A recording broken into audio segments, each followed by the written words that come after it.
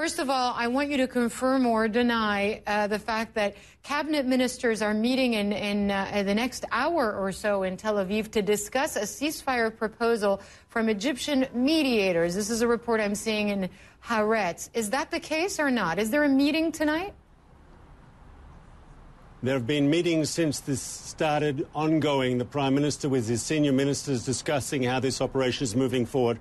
That there would be a meeting tonight shouldn't be seen as something special. I think, obviously, we're monitoring what's going on the ground very closely, the military activity and, of course, the parallel diplomatic activity. All right, so should not be seen as something special. What do you mean by that? That we're far from any kind of deal? I don't know yet. The goal of Israel is clear. We want to come out of this operation with a new situation in the southern part of Israel where our civilian population no longer has to fear an incoming rocket fired by Hamas in Gaza. From our point of view, that's the end game. If that can be achieved through diplomacy, that's good. Yeah, if not, it'll be achieved through Israel.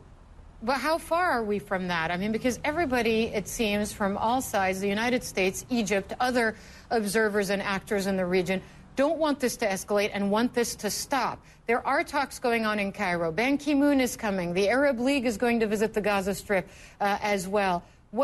How far are we from a possible solution that is diplomatic and that doesn't involve more and more airstrikes and more deaths? I don't know.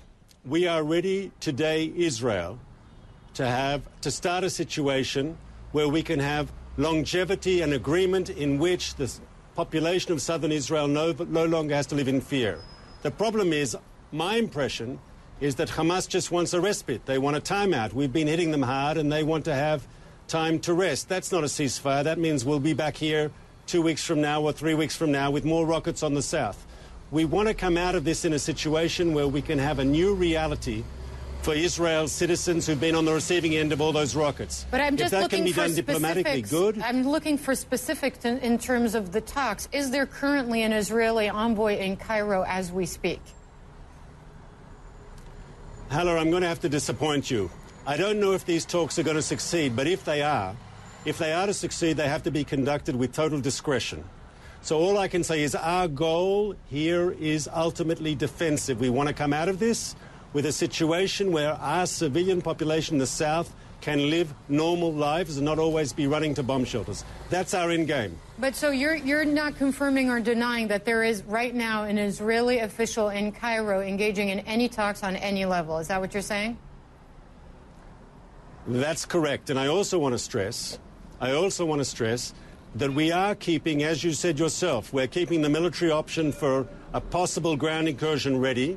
If the diplomatic process, unfortunately, doesn't bring that sort of quiet that we require, that the end of missiles, we are prepared to escalate. We are prepared to put more military pressure on Hamas.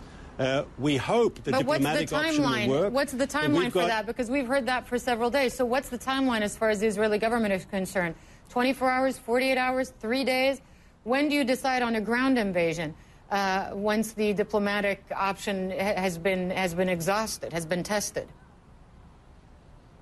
You know, sending in ground troops is a very serious decision. First and foremost, because it puts our young servicemen in the firing line, and we understand that. We will only take that decision if we understand that that is the only way to move forward to prevent those rockets. But I want to stress, Hala, we are determined to free our population in the south from the threat of incoming rockets. One way or another, either through diplomacy or through military action, we will free the people of southern Israel from that constant fear of an incoming rocket. With respect, it's your answer to every single question I ask. We would like more specifics. Anybody who's been observing the situation, especially those on the ground who want it to end, want specifics from their officials and their leaders. But you won't tell me if there's an Israeli envoy. When I ask you if a diplomatic solution is close, you say, I don't know. And then answer every question with the same answer. So is there any kind of specific you can give us in terms of negotiations or not at this stage? I can tell you what we don't want. We don't want an instant fix, a Band-Aid, and just be back where we are 2 weeks from now. Mm-hmm. In other words, some sort of quickie ceasefire that just allows Hamas to rearm. That is off the table. All right, Mark Regev, the Israeli government spokesperson, joining us on CNN International. Thanks for your time.